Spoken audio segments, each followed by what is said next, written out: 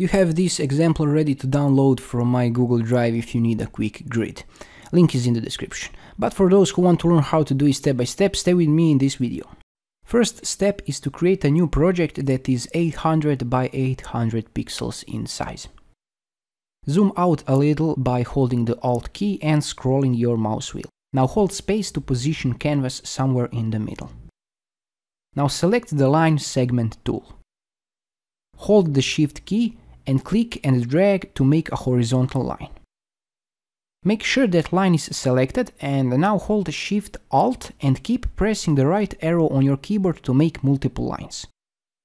If you need to make these lines denser, go to Edit Preferences General. Over here, change the keyboard increment to be 5 pixels, for example. Select all lines with Selection tool V or press Ctrl A. Now group the lines by pressing Ctrl plus G. Now select the Rotate tool and just press Enter.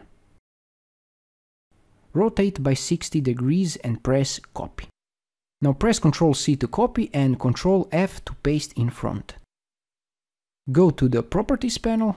If you don't see this panel, go to the window and select it from the list. In the Properties panel, click Flip along the horizontal axis. As you can see, the grid is practically ready, but let's clean things a bit. Select all grids with Ctrl A. Go to the Align tool. Over here, select Horizontal Align Center and Vertical Align Center to position grids in the middle. Now open Layers, create a new layer, hide the previous layer. Go to the Rectangle tool and draw a rectangle on the canvas. Now unhide the previous layer and choose the Selection tool and select all or press Ctrl A to select all. Right-click and click Make a Clipping Mask. Now go to Layers again and delete the empty layer.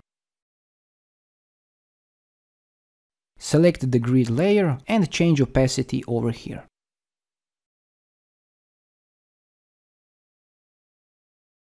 Now it looks perfect and ready for use. And this is it, a quick video on how to make an isometric grid in Illustrator.